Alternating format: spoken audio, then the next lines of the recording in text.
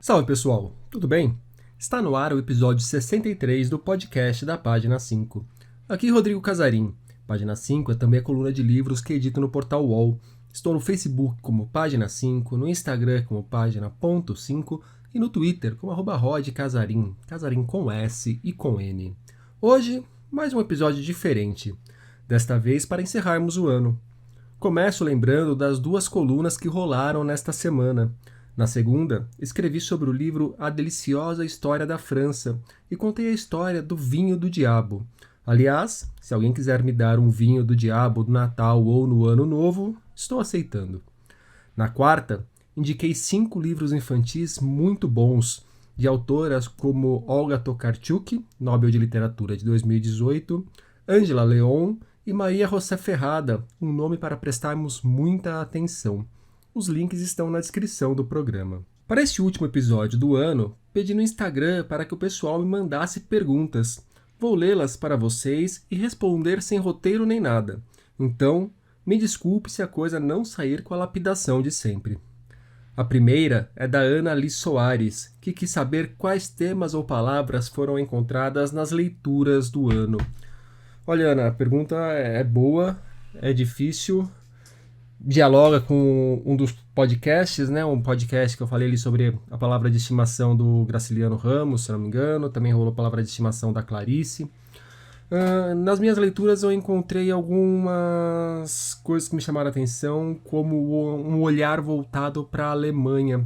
Não é uma coisa que se encontra na maioria dos livros, longe disso, mas eu percebo aí uma tendência dos nossos autores colocarem a Alemanha agora como um dos centros do mundo. É uma coisa que antes era muito voltado para Nova York, muito voltado para Londres, principalmente, essas duas cidades. E hoje a Alemanha aparece com força e não só com Berlim. E eu acho que isso tem muito a ver da quantidade de bolsas para criação literária que a Alemanha distribui a alguns autores brasileiros que hoje vivem na Alemanha. Além disso, o racismo é um tema muito presente na nossa literatura contemporânea, foi muito presente nos livros que li em 2020. E aí, dialogando com o racismo, uma palavra / assunto que aparece de alguma forma em muitas das leituras que fiz neste ano é a questão da ancestralidade, dessa busca. Principalmente isso aparece muito na literatura feita por autores negros ou na literatura que traz personagens negros. Essa busca pelo passado da família, pela ancestralidade perdida por conta da brutalidade. Eu acho que essa é uma pegada muito quente na nossa literatura hoje. É um tema que está sendo explorado e, em alguns casos, muito bem explorado por alguns dos nossos autores. Então eu iria mais ou menos por aí. O Severino Rodrigues: quando não está curtindo a história, lê até o fim ou abandona? Severino, essa aqui depende. Cara, se eu tô lendo um livro por mero prazer, eu vou até onde eu quero ir, e se tiver uma porcaria, largo sem peso na consciência algum. Se for um grande livro, por exemplo, 100 Anos de Solidão, 100 Anos de Solidão, eu larguei esse livro 3 vezes antes de conseguir terminá-lo na 4ª vez. E quando é um livro dessa dimensão, com essa importância, eu largo, mas não jogo fora. Então ele fica por perto e eu vou tentar ler de novo em algum outro momento da vida. Agora, se é um livro que não tem já toda essa bagagem, todo esse peso de um 100 Anos de Solidão da vida, abandono e azar. O livro perdeu o leitor. Faz parte também. Agora, se é por uma questão profissional, aí tem que ir em diante, independente de estar gostando ou não. Por exemplo, se eu vou resenhar um livro, e isso já está decidido antes de eu começar a leitura, eu vou até o final. Não posso fazer uma resenha de um livro que eu não tenha lido até o final. E você pega um livro, por acaso, só um exemplo assim de alguma coisa que eu li recentemente, aquela livro de memórias da Rosângela Moro sobre o Sérgio Moro. Aquele livro é um horror, como eu acho que vocês puderam perceber na resenha que eu escrevi. Mas ali, por mais que eu quisesse abandoná-lo logo, Se eu abandonasse, eu não poderia escrever sobre ele. E eu achava importante escrever sobre ele. Então aí, nesse caso, tem que ir até o fim. E faz parte, são os ossos do ofício. O Henrique Rodrigues mandou uma bem tranquila. Qual foi o fato literário mais importante da década no Brasil? Olha, Henrique, a minha resposta vai dialogar com a resposta que eu dei para a Ana Liz. Se hoje a gente tem uma questão muito forte do racismo na nossa literatura, da ancestralidade da nossa literatura, uma literatura muito forte, muito boa, sendo produzida por autores negros e não só autores negros, eu acho que isso tem a ver com um processo de descentralização da literatura brasileira que foi muito forte nessa última década. Eu vejo a literatura brasileira dos anos 10, uma literatura, principalmente já para o final dos anos 10, uma literatura muito mais plural, com muito mais vozes do que me parecia a literatura brasileira ali nos anos 00, ou na primeira parte dos anos 10.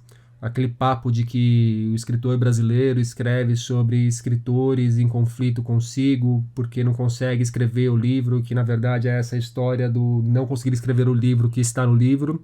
Eu acho que aquilo lá já ficou para trás, né? Se já não ficou completamente para trás, hoje quem não queira ler esse tipo de história consegue tranquilamente encontrar histórias que vão sair completamente desse foco.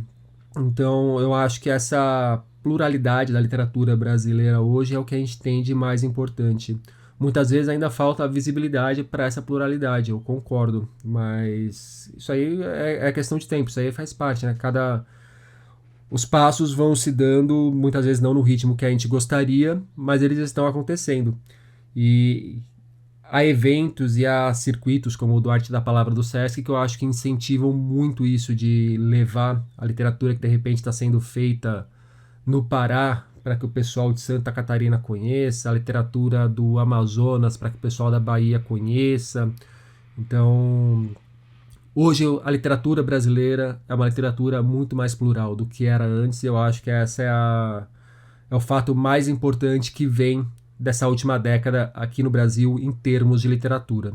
Estou aberto a outras possibilidades, mas para responder assim de pronto é o que me vem na cabeça e não me parece uma resposta para ser desprezada. Mas e vocês? O que vocês acharam? Qual é o grande fato da literatura brasileira nessa última década? Me digam aí, fiquei curioso também. Da Júlia Berlim, quais as apostas de livros para 2021? De cara, muito George Orwell.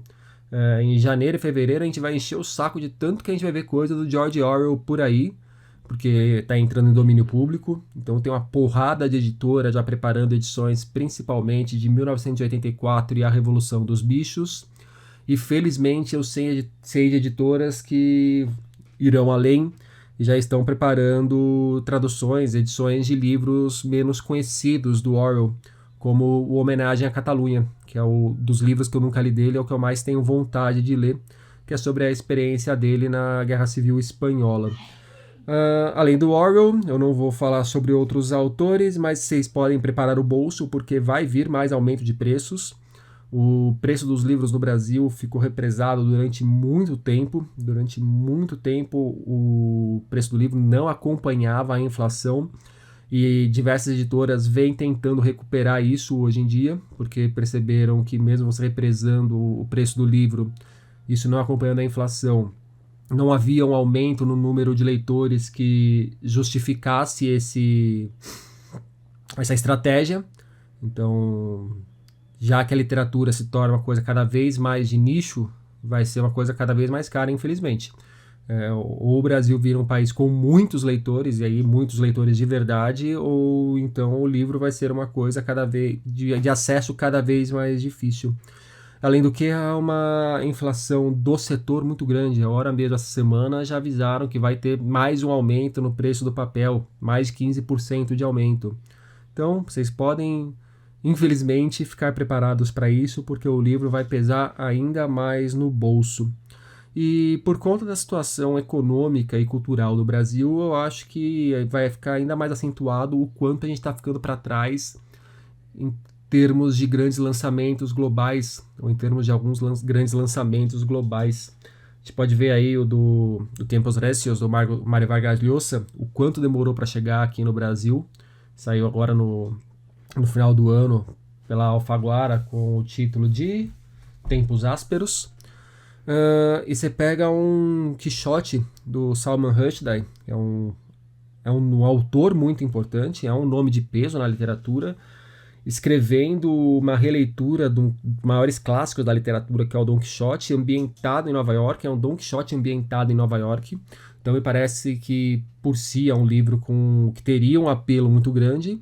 E esse é um livro que já saiu, eu acho que há mais de 2 anos, e até agora ninguém nem se manifestou que vai lançá-lo no Brasil. Então eu acho que nossa pindaíba econômica e nossa pindaíba cultural vai se acentuar ainda mais em 2021 e isso vai contribuir para que a gente fique ainda mais distante desses lançamentos importantes que tem mundo afora, mas que de repente não teriam uma venda imediata tão forte. Então, com as apostas de livros para 2021, é um cenário ainda mais triste a minha aposta, infelizmente.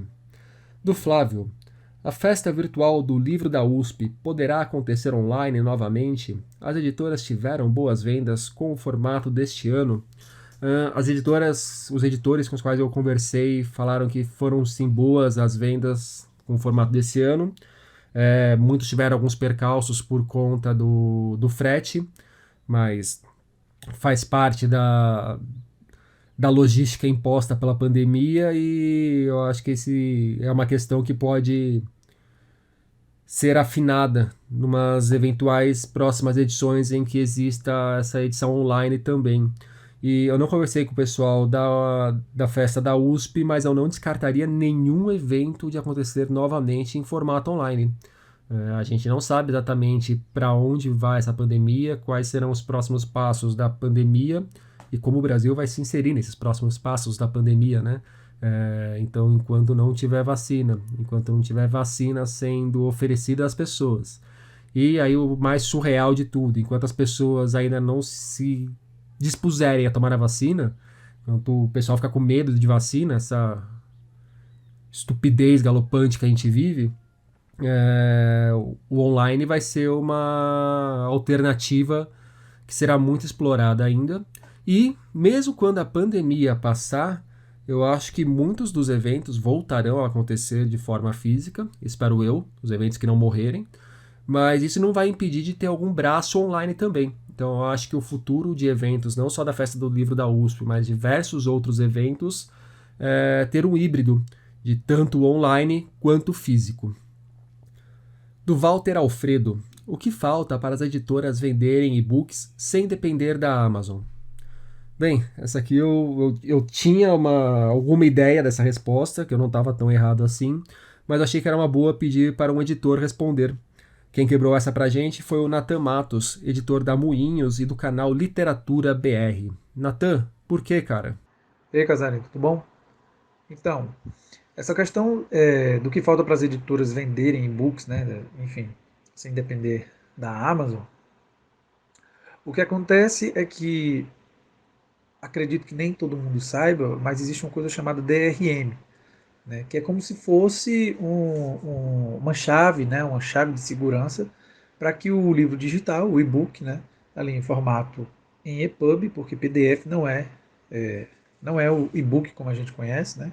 Muita gente considera o PDF como um livro digital, mas enfim, é uma outra discussão. Mas existe uma coisa chamada DRM.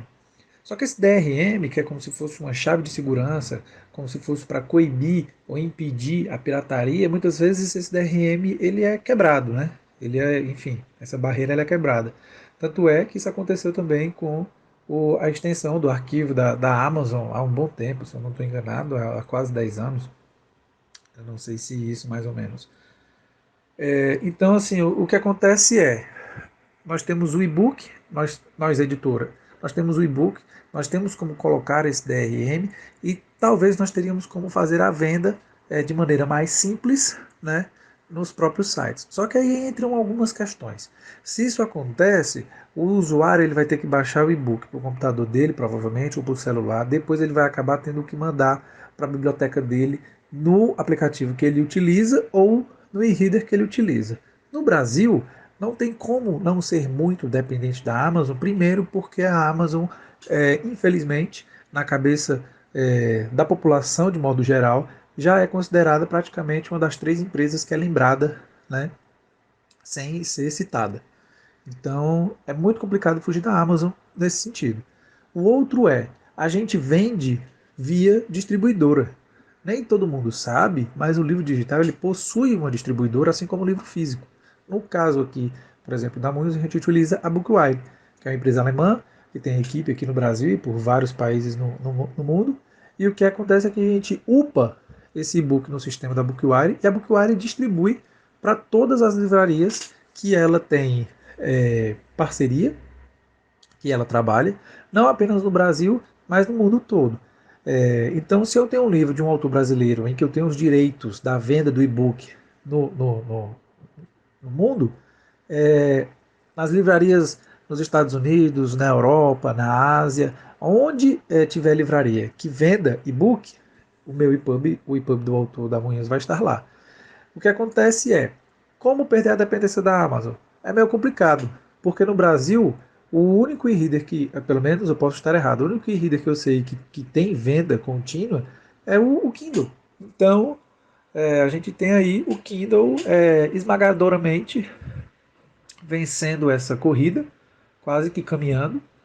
E, além disso, a gente vai ter os aplicativos, né? Por exemplo, o Google Livros, né? O aplicativo da Apple, vai ter uma outra loja virtual que faz a venda do e-book, mas aí você tem que ter um aplicativo. Como o brasileiro não lê tanto, e aqui eu estou falando de uma maneira bem superficial e geral, no celular, o livro em si, talvez prefere ler, por exemplo, no e-reader como o Kindle, acaba que essa dependência é bem mais fácil, muitas vezes porque também é muito fácil comprar o e-book. Na Amazon você tem a possibilidade de comprar com um único clique, quando você já está cadastrado o seu cartão lá.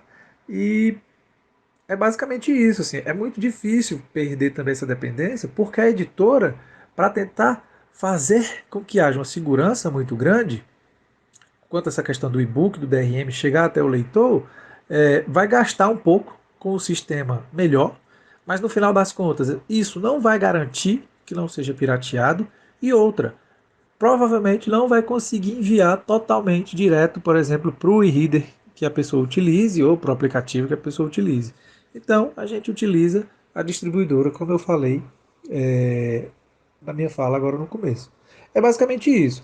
E isso é o que eu entendo, assim, né, dessa questão do e-book e dessa dependência da Amazon. É isso, pessoal. Muito obrigado pela companhia ao longo de 2020.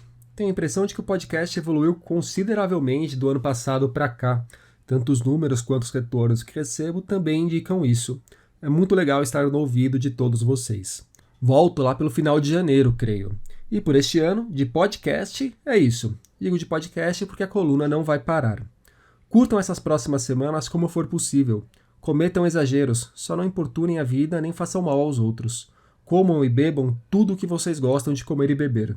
Também deem um jeito de ler aquele livro que você sempre quis ler. Um abraço, um beijo, um aperto de mão e até o ano que vem.